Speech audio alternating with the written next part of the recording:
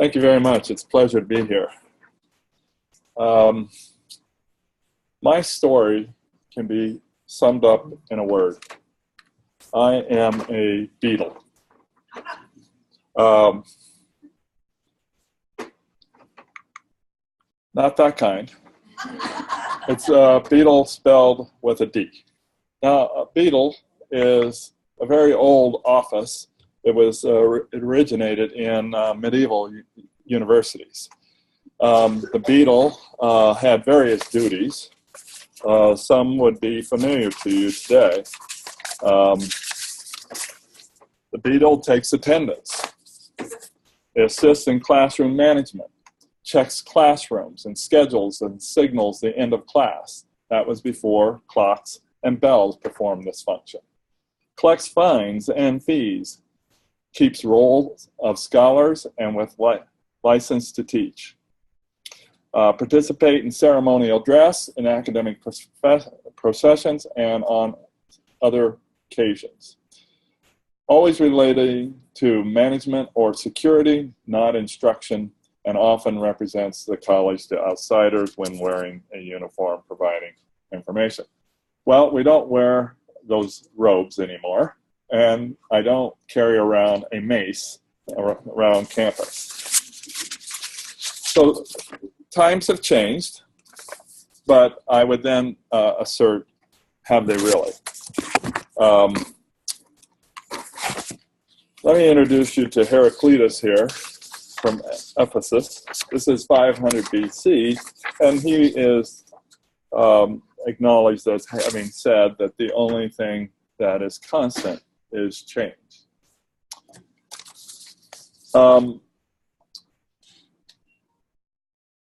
This change has been acknowledged over a millennia, so that's not the question. What's different today is the speed of change that we're coping with. In the early 60s, Moore's law predicted that computing capacity doubled every 18 to 24 months. We've had 50 years of that doubling. The silicon chip has gotten faster, smaller, more productive, and cheaper. While we may have possibly gone to the full extent of this, I will say that a human hair is 25,000 nanometers thick, but they now have chips that are 7 nanometers thick. So the dimensionality here is incredible. The accumulation of capacity over 50 years is now acting upon us.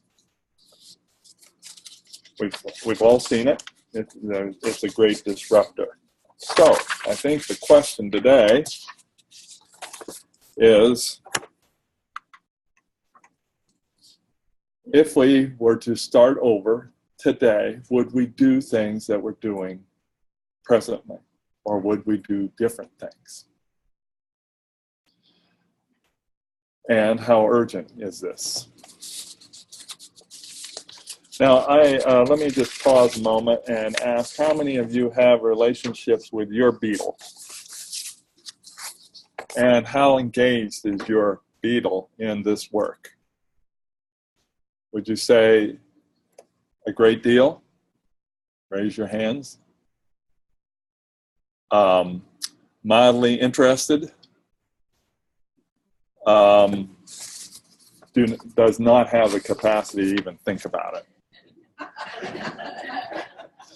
I think that you're going to find that you have the full range, but my experience, I go around the country, visit with my colleagues, my fellow beetles, and I certainly see that they're intrigued by it, but I'll point out what's holding them back. So when we reconsider what we're doing today, I think you have to look at the various stakeholders. And I think that will inform you as to what you're going to be able to do. Now, probably the group that pushes us mostly are our students. In the undergraduate world, they flip over every 4 years, and in some of the graduate programs, there's besides the PhD programs, they're spin through our institutions even faster. These people have certain expectations. They are comfortable with technology and are using mobile devices. How many of your institutions write your service applications to the mobile device? Now, are you writing applications specifically native to the mobile device, or are you just using the technology of mobile aware? They are vastly different. The way I think of mobile aware is that you would take a bookshelf of books and flip it vertically. The mobile aware experience is not quite the same thing as a native app. And I will say that most student information systems that we Beatles are in charge of does not respond well to the mobile phone. Now, the irony of that is the mobile phone is old technology. It's 10 years old, and we don't write our apps to that. So you could imagine what our students think of our institutions. They are avid consumers of the mobile device and what it has to offer. And then we bring them to the university and we say, oh no, we're not going to deliver these services the way you expect. It's mostly web-based. And web-based is, in some people's mind, relatively new. It's only 20 years old. Now, these students are also, I think, rather rational. They are a nervous bunch, possibly because we've had nothing but war for most of their lives. There's this issue called global warming, which frightens the hell out of them. And they've experienced, many of them, the major recession. So the future, their futures are uncertain.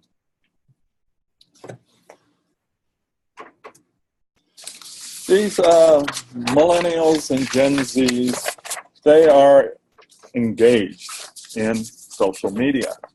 They think of themselves as multitaskers, and we know that they really can't do multiple tasks very well. But they think they can. Really, these students are wired to experiences. They are the participants and enthusiasts for the share economy. So the share economy is one in which the Uber and Lyft have established themselves. Airbnb for the hotel experience. I talked to a couple of seniors the other day. They are now very hot after a sharing of their clothing. They want to be able to wear the latest fashions, and after those fashions are no longer hot, they want to return those clothes for new clothes. So they eschew ownership for some reason. I guess they just are not bought into what certainly I was taught to believe in. Experiences are really their desire. Okay, so that's one set of stakeholders we have to consider should we wish to do something different. Let's talk about our faculty. Now, this probably is closer to home for some of you. But I will say that there's a lot of innovation going on in the classroom. The teacher is becoming less and less the center of the stage, and we are actually looking for a new way to interact in the rooms. However, things have not changed too much since the 16th century.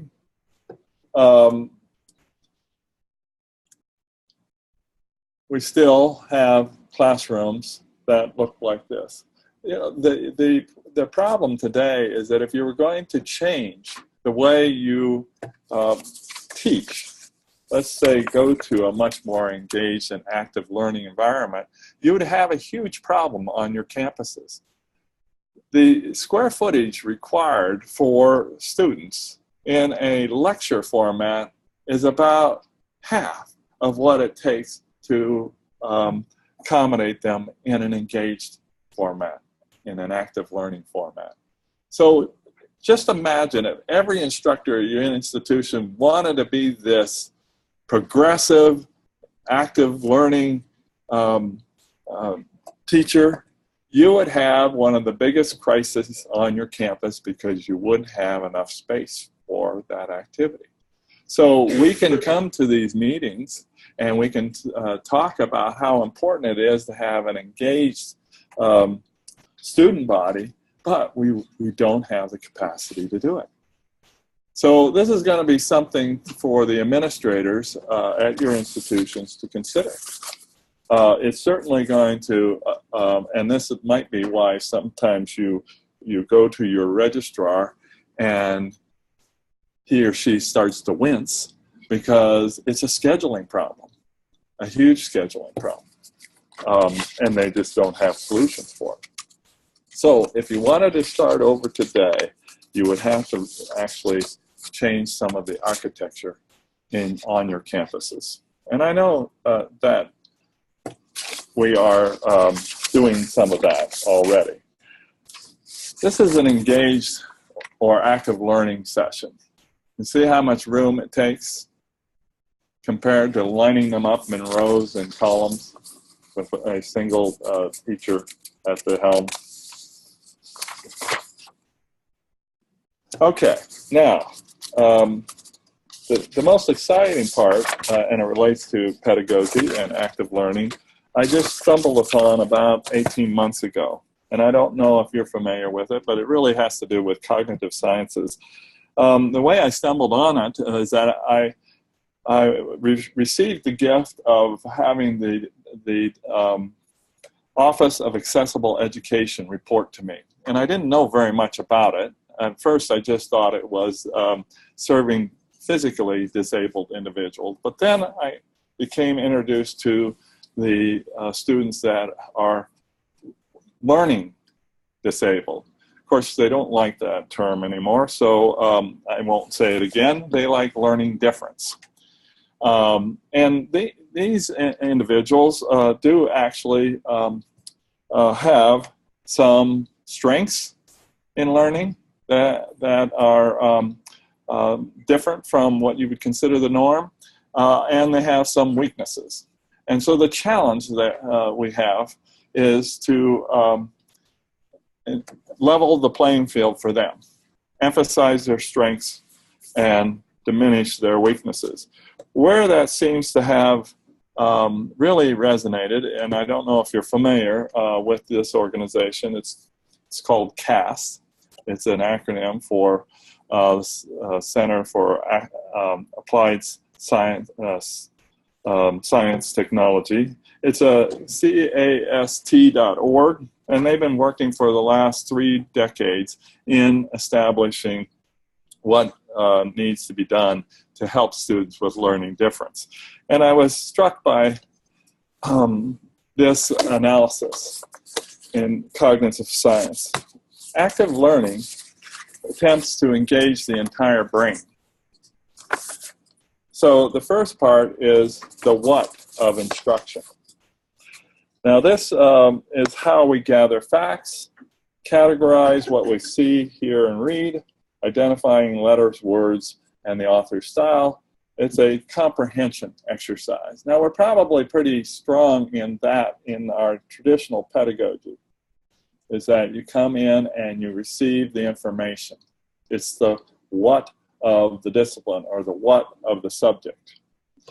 But you can see it does engage the brain, but there are pieces missing. The how in this is the executive function, and this is how we express or organize or plan or perform tasks. This is how we solve problems, and it actually activates a different part of the brain. And then finally, this self-regulation or the affective element is where we actually challenge the student, get them excited and interested, and motivate them to learn further. This is where the learning is remembered. So this is pretty exciting to me because now it justifies in my mind why we need to change what we're doing. We need to be able to stimulate our students, excite our students, and remember, they're the ones that now want the experiences. And so why not engage the entire brain? Okay, now, again, back to the story of why this is difficult to do. Now, let's look at our technology. If you go to your registrar, this would be how they think of their world. All these different cogs to interlocked to perform all these functions. And you can't leave any of them out. You have an established infrastructure. You have an established technical infrastructure. You have an established policy infrastructure. All the rules and regulations on your campus are driven here in some fashion. You don't just pull one of those out. So when you look at changing the way we do work at our universities, you have to carry this machine with you. And you have to think about what you're going to do about it. Now, we're challenged that at the same time that we have this in our in the back of our minds, we have this going on going forward. There is a huge transformation in the established technology today. It's going cloud-based. It has radical implications on all those cogs. And so you're finding a lot of registrars about my age saying, enough of this, I'm retiring. Because the idea of taking that machine and putting in the new environment is just overwhelming, quite daunting. Because we don't even know how this is going to end up yet. And our SIS vendors, who we rely on very heavily, the student information system vendors, they're not the most innovative bunch. They organize, many of them have a large customer base, and they organize their development approach by committee. Now, if you want to stifle innovation, use committees. You don't always get good results. And so they are not leading, they're following.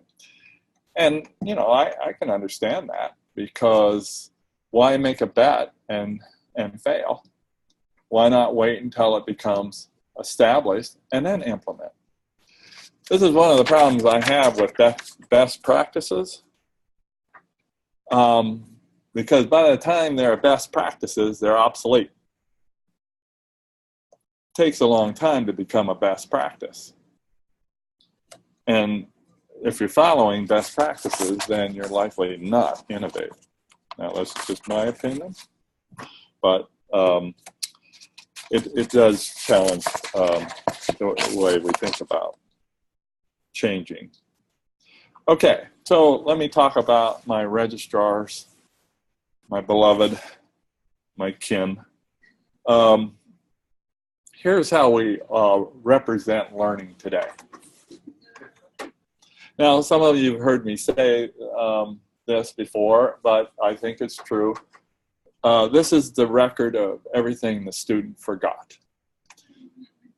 And the reason I say that, at the end of 4 years, there's 40, perhaps 45 courses on this record. I'm just showing you one page. And you couldn't tell from this record what they have learned. If you were going to organize a record that actually might even provide some meaning, is that you wouldn't sort it this way. This is a chronology. Why would you sort a record in that fashion? Why wouldn't you sort it by discipline? At least things would bunch up. So if you are a philosophy major, you'd see about 15 philosophy courses that represented the major. At least you would say, oh, you've taken a few philosophy courses, haven't you? I take it you're quite a philosopher. You can at least have that conversation. But the language courses would bunch up, the study abroad courses would bunch up, and you could actually have a conversation. Now, one of the things I've done just for grins is that I've taken the transcript and I've actually color-coded the disciplines. And then I've reflected out the record. And so then you see these colors that immediately allow you to see large color heat maps of what a person is engaged in.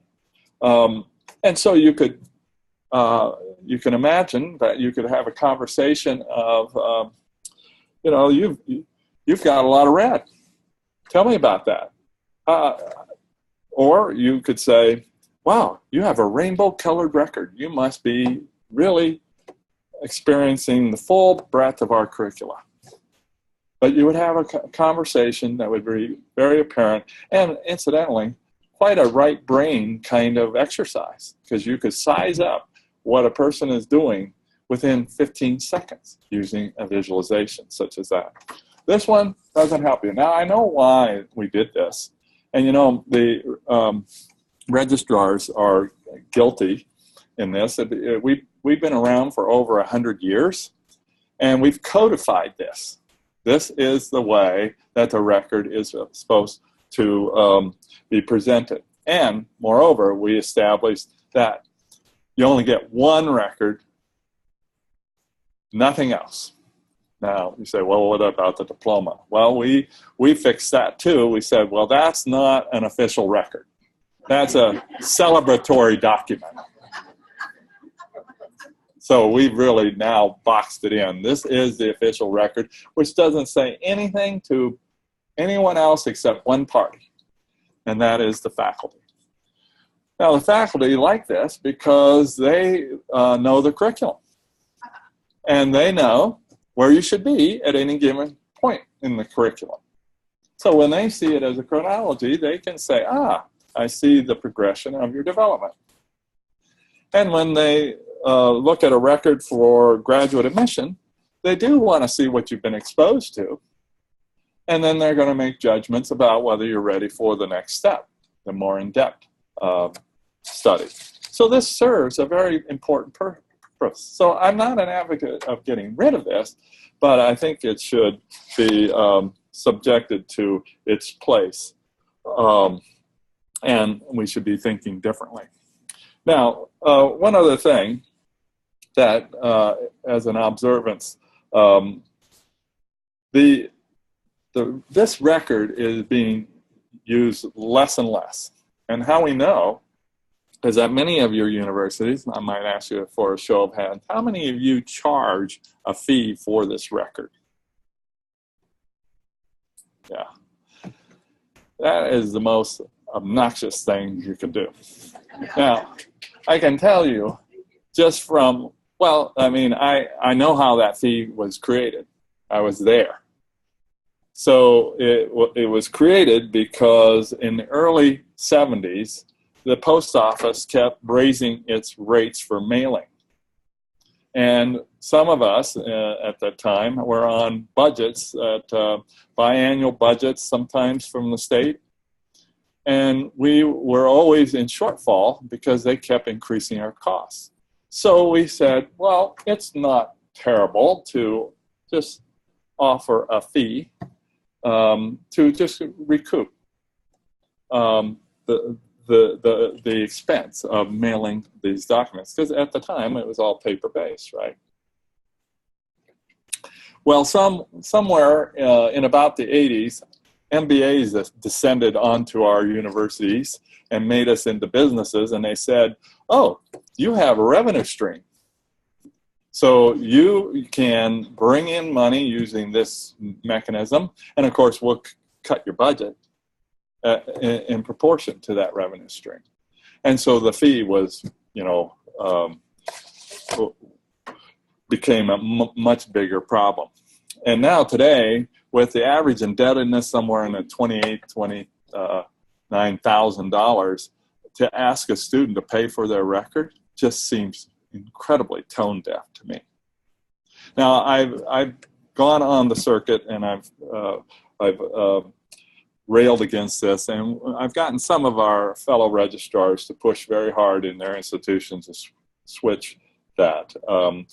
Not that they can balance their books, they still have to charge a fee, but it's usually at the front end versus the back end. And so that works pretty well, and people have done that. And so the reason I went into that at all is that one of the ways we know that the transcript is not being used very much is because those revenues are going down. So now we have registrars that are worried about their budget because these records are not being ordered. They are certainly being ordered for graduate admissions, but hardly anything else. So that now causes me to worry. I'm bothered by that because what record are they using to corroborate the person's learning? Well, I can tell you what they are. These are the credentials of choice, the resume and the letter of recommendation. Now that's fine, we've been using these for a long time, they've supplemented our transcript. But the problem with this is none of it's corroborated.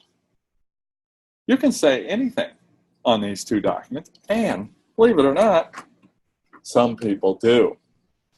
Now this was a very famous oops in the Silicon Valley. Scott Thompson was elected or appointed to be the CEO of Yahoo, and 6 months later he had to resign because somebody did their due diligence and checked on his record. He is a graduate of Stonehill College. He does have an accounting degree, but that other degree or major, computer science, no, he didn't have that. So that ended his career at Yahoo. Now, that's a celebrated example, and it suggests, I don't mean to suggest that people are lying on their records, but it can be a case where people have embellished the truth a bit. So as a fiduciary of the institution, I feel that it's incumbent upon me to figure out a different way to present the record, something that people would want and something that actually communicates something. Now, back to the transcript, I just want to also assert that if you look at a record, you'll see that there's units and grades. The Carnegie unit, our accrediting agencies insist that we use it as a means to measure learning. It's a very odd metric. 50 minutes represents an hour of instruction. By definition, it has to be a didactic experience. In other words, you have to be before the instructor. And that doesn't work too well when you have online delivery and people are able to self-pace or in some mediated environment learn and they've never seen their instructor. So how do you then translate that kind of instruction into the Carnegie unit? We call it a conversion, but it's all just made up, sorry to say. And then the GPA, which is some other measure of how well someone has done, is a flawed metric too, because it's based on units, which we already established is flawed. So you got two measures of learning that are, one, not accurately reporting what is occurring and have flawed implementation. Sad, but it's true. So we need to do something different. It's just painful. I'm painfully aware of that we need to do something different. And because, and it's been argued, I've heard it out of 2 provosts at Stanford University. They argue that the learning outside the classroom might be more influential in the growth and development of our students than what is inside the classroom. Does anybody disagree with that? Because your disciplinary awareness and knowledge will be with you as long as you use it, and it will fade. But when you engage that full brain in activity, you will remember, and that is the learning that will stay with you. Now, we only record the first item on the first column, the item on the in the first column on the transcript, as if all this other stuff doesn't count. Yet I know that you are expending a great deal of resources for all that other stuff. And we only record. We shouldn't call it a transcript. I mean, if the legal system, if you're in a court and you look at what they call a transcript, it's a recording of everything that goes on in that room. Well, why wouldn't we then want to record everything that goes on in the learning of our students? We only do the first item, and we have a lot of work to do. Now, you go to your registrar and say, I want to take column 1 and record that. Their heads will explode. Take the one down second from the bottom, outcomes. We're starting to become more comfortable with those. I mean, 5 years ago, the faculty at Stanford could barely spit out the word outcomes. Fortunately, about half of them now can say it. And we're starting to identify outcomes by courses. But if we were all enlightened and our faculty were ready to go and they delivered over to your registrar's outcomes, your registrar would go, where do I put it? I don't have any place to put it. The SISs don't have any buckets to drop these data into. And so your registrar would go, sorry, wish I could help. Actually, the vendors that have seized the day here are catalog vendors. They are developing out those buckets, and there's a couple of vendors out there who are so enlightened and understand what outcomes may mean going forward. So it strikes me that we have a lot of work to do when we rethink our way of operating in higher ed. Now, I think we have a very bad agenda, personally. The completion agenda is how it's often tagged. It's typically described in this fashion. Tell me the success rate of students completing their degree by X years. Usually 4 years or 6 years. I think that is a very limited understanding of how this learning proposition works. And I would actually argue that we should not think in terms of 4 or 6 years. We should possibly think in terms of 10 years. And so, or more. This notion of lifelong learning should be something of the nature where a student comes in, they're taking their program, they might step out for an internship, experience that, they're welcome back, and they continue, and they might step out for a research assignment, and then they come back. And these departures might be longer than just one term. They might be years.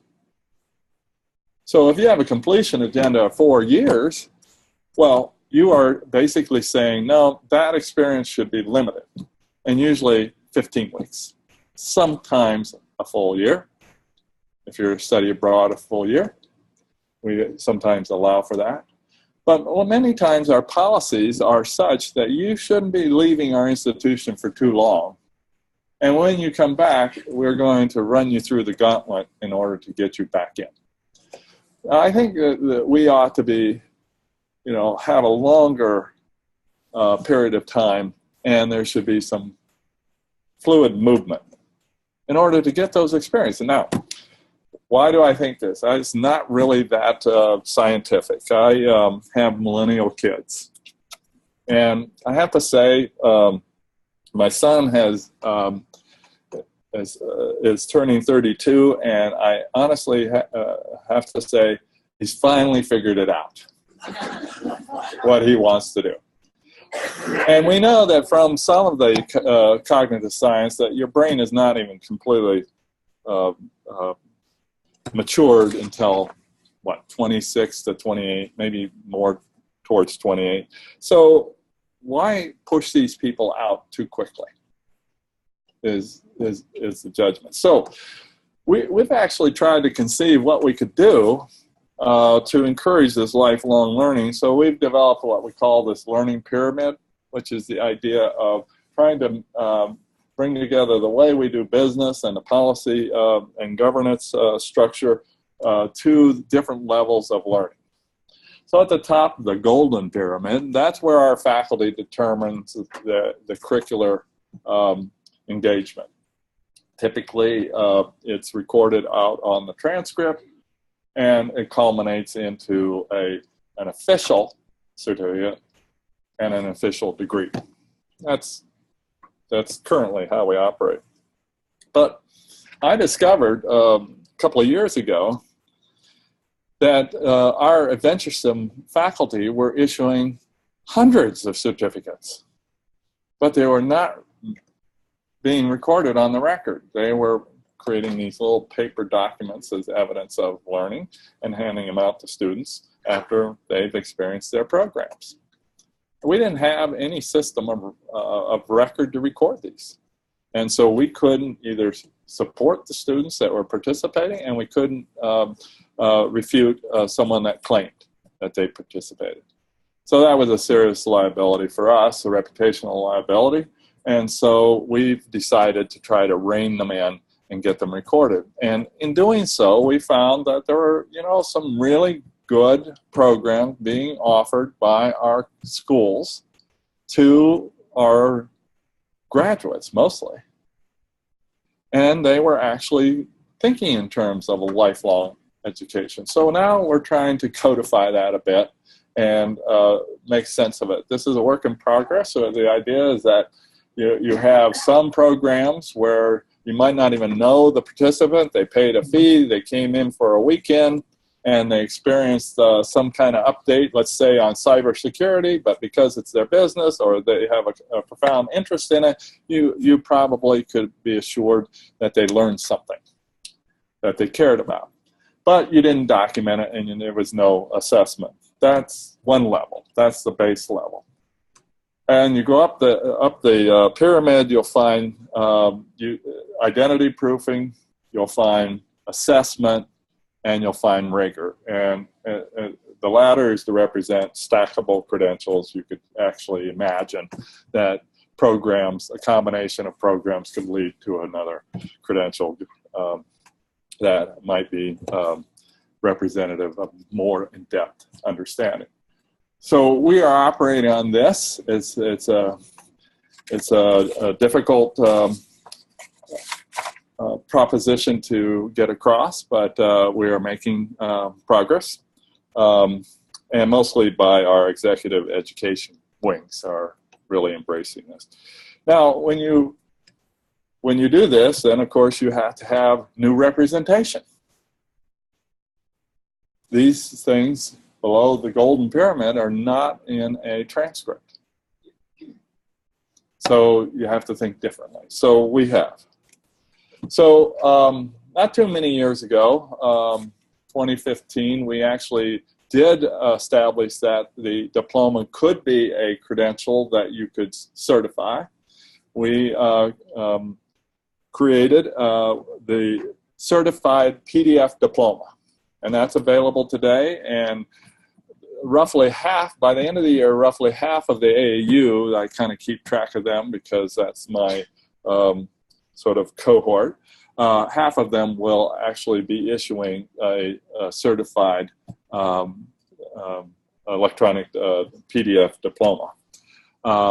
We are experimenting with that even further because one of the things we're looking to do with that is to add program outcomes to that and list the major on there. So now the diploma actually has more meat and more information than the traditional transcript.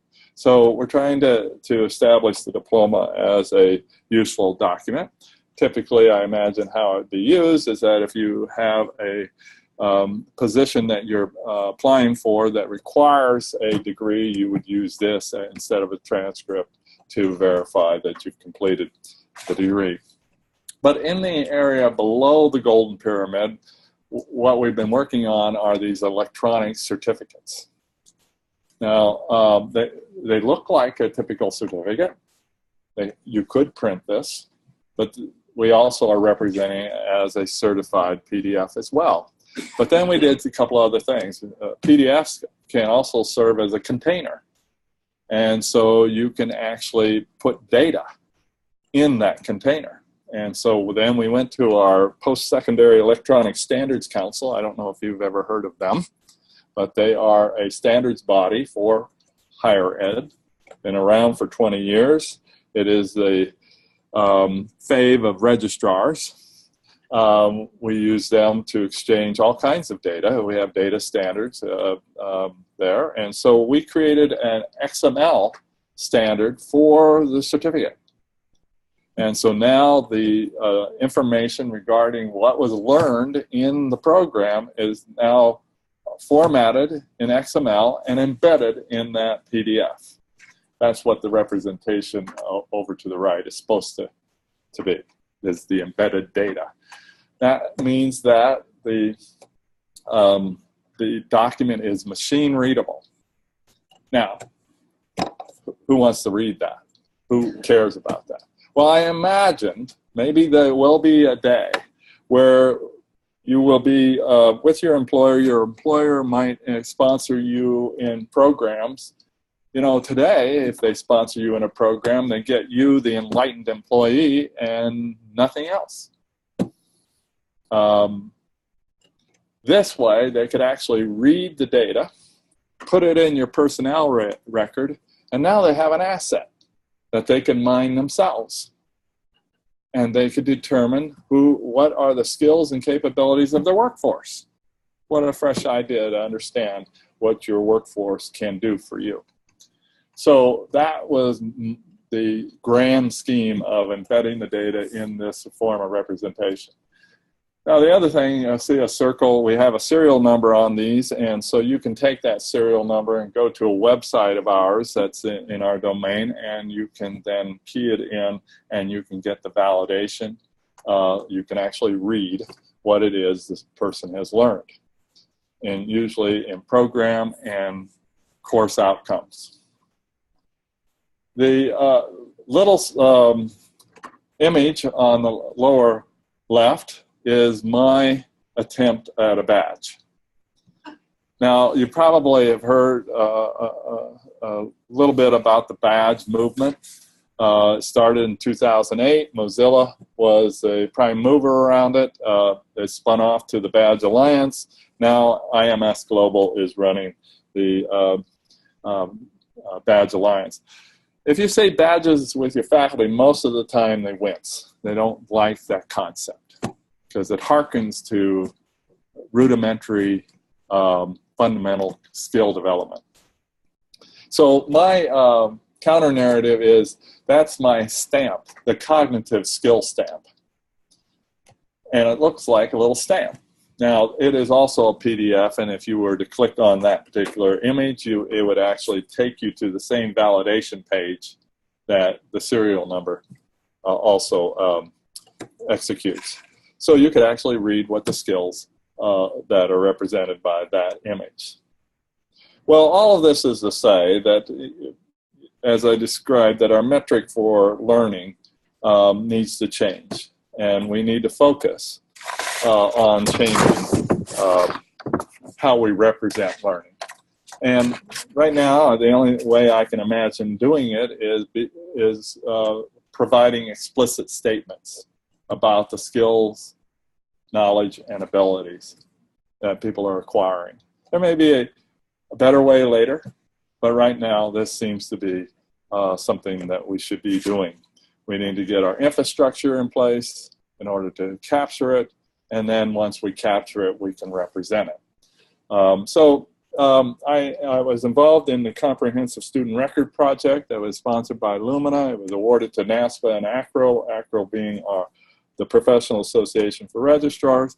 12 institutions worked on alternative credentials, and mostly they involved in either articulating outcomes or competencies or both. So this is a work in progress, but I can't say that it's swept the country yet. And for all the reasons I've given you, that this is a very difficult turn that we're trying to make, but it is something that we're aware of. And I know that I wasn't at this year's Acrotech, but this year's Acrotech, we followed through with, again, talking about these alternative forms of representation. Now,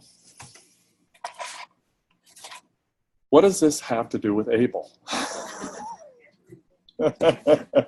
Well, you've probably seen this one. This is Tom Van Ark. It's a good one. Tom basically has said, every student should have a collection of personal bests, a cloud-based story of their development, and artifacts of their accomplishments. The better additive to that statement is corroborated evidence. We won't do them any favors if we can't validate those things. And so these validated artifacts should be portable and could then be brought to a platform, portfolio platform, so that they can begin to create a narrative about themselves. And so that's the effort, is that there is a endpoint for these alternative credentials. They are to be ported into an environment, electronic environment. Angela Hills, Executive Vice President of Pinstripe, a recruitment company in the suburb of Milwaukee, says, "Don't just tell me that you have the knowledge, show me how it's used." And so this is the entree to portfolios. Now, a lot of times, I think people get very confused about the use of portfolios. I think job number one with portfolios is to encourage the student to narrate their story, to draw connections. Imagine a student takes Econ 101 and does problem sets for 10 to 15 weeks. At the end of that, the student wants to close the book and not think about it again. Well, we haven't finished the job there.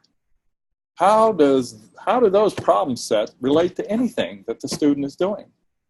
Now, if you hand the student a transcript and you say, "Why did you take those courses?" They'll go, "I don't know, they're required." There is no filler into the rationale. If they thought about it hard enough, they might, in fact, compliment the faculty in a major that they put together a very nice curriculum and they actually know something about that discipline. But usually not. They don't think that hard about that. They don't realize that there's rationality behind it. And they certainly don't know how it fits to their lives. And all that other stuff in that first column, how does that all fit together?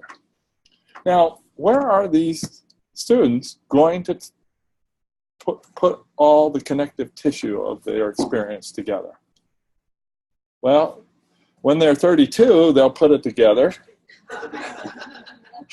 I'm a witness to that. They do eventually get there, but it takes practice. And why can't we be doing that while we have them? You know, we stop them every semester, and they visit an adult usually. And that is usually a conversation, if it was much, I think it hadn't changed much than when I went to school. Now, a long time ago. But they're usually talking about what is necessary for meeting the requirements for the degree. What that conversation should be is challenging the student and saying, okay, what have you done this semester? Where have you gone? What new discoveries have you made? And how does that fit with what you are studying? Can you show me where you have thought that through?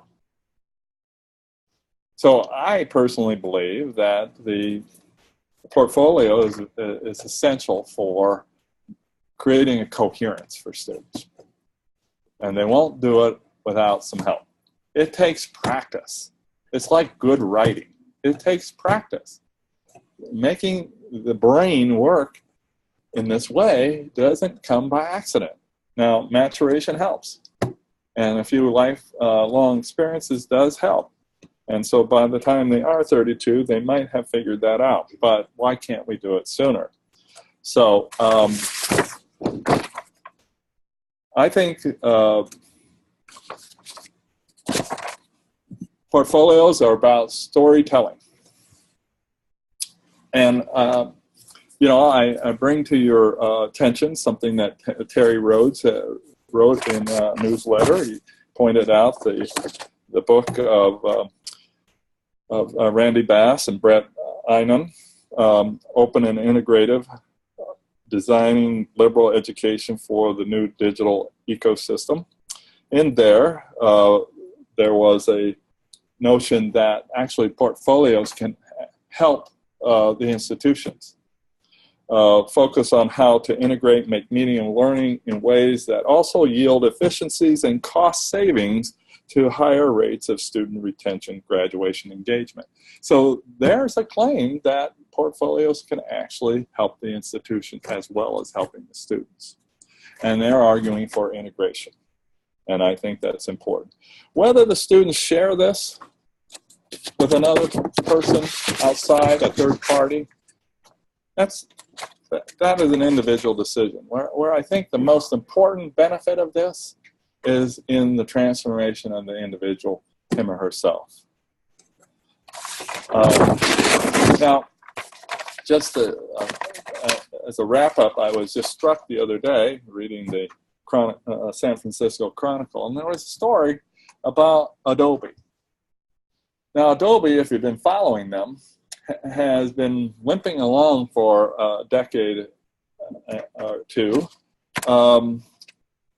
buying companies, presenting their products, and they've been doing okay. But in the last 3 years, they have completely transformed the entire company. And they've gone subscription-based and cloud-based, well, which is no surprise in the Silicon Valley. However, I couldn't believe what Abby Parasnis, Executive Vice President and the Chief Technology Officer, said. Now, he said he had a decisive strategy for cloud-based products, especially those that will allow for the creation of stories. Distribution and personalization of content and the data on what's working. And then he says, everybody wants to be a storyteller. So here's a large company that's betting on this very phenomenon that we're talking about. So that, I think, bodes well for us, because conceptually we're trying to do the same things. They're doing it in terms of their whole product line, and we're doing it to our stakeholders, the students themselves. So I would say, in conclusion, that as your Beatle today, let's get to work.